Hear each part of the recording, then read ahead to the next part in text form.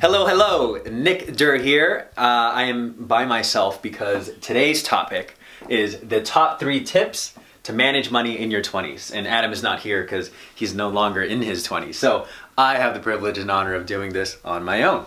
The number 1 tip that I really want you to take on if you are in your 20s is to reduce COL. Now, what is COL? COL stands for cost of living. This is single-handedly the biggest factor. When I graduated from college, I ended up living in San Francisco, and the cost of living for a rent for a 2-bedroom, 1-bath was $4,300 a month. Now, I was earning a 6-figure income, but that was still a large amount of money for my paycheck to go towards rent. So one of the ways that I reduced my cost of living was I brought in a roommate. So in a 2-bedroom, 1-bathroom, we had 4 gentlemen sharing a 2-bedroom, 1-bath. And that's, reduced my rent payment from $2,300 a month to $1,100. Made a huge difference. Another thing that I will say is after I left San Francisco and moved back home to LA, I moved back home. And so my rent and cost of living dropped significantly.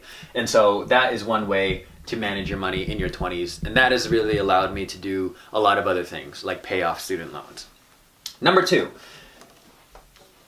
The number 2 tip to manage your money in your 20s is to really focus on increasing your income. Now, if you look at all the data, empirical evidence, millennials really are the largest demographic population generation where the earning potential is much larger and far greater than the generations prior. Now, whether that's due to social media, technology advances, whatever the case is, our ability to really increase income is going to be a huge factor. Because the other thing too is with the number 1 tip of reducing your cost of living, as the years go on, inflation is a real thing, and so the cost of living is only expected to increase. So especially if you live in, Chicago, New York, Los Angeles, a lot of the quote-unquote bigger and expensive cities, we want to make sure that you also have an income that can not only support that lifestyle, but also that when you increase your income, you have a lot more flexibility.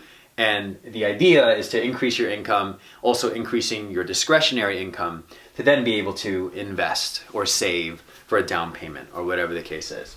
So the second thing that we really want you to focus on in your 20s is to increase your income.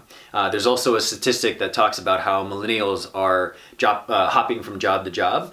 And so anytime there is a new opportunity for a new position or a new company, that's also an opportunity to increase your income because you have a wealth of experience, whether you're at a company for 6 months, 1 year, 2 years, 3 years, 5 years. To move to another company or to move to another position will give you an opportunity to ask for a raise or increase your income that way. Number 3, the third thing to do to manage your money in your 20s is to play your game. Now, what I mean by that is, especially with social media, there's a lot of ways to really compare yourself to other people, particularly with Instagram and also the conversation around keeping up with the Joneses. Now, as a 20-year-old or in your 20s, and I totally get it, I'm 26 years old, about to be 27, it can be very enticing to want to go to, Coachella, all the music festivals, drive a BMW, and wear really fancy clothes.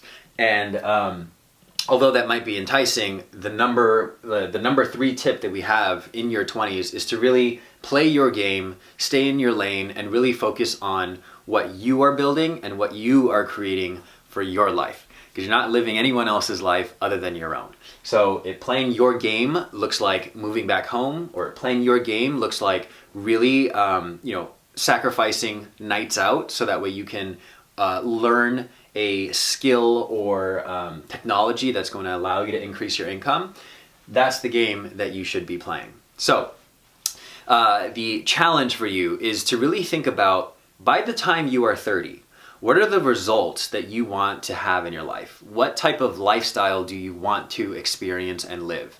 And as you're thinking and creating that vivid picture of when you are 30 years old, start to think back, how are you going to get there?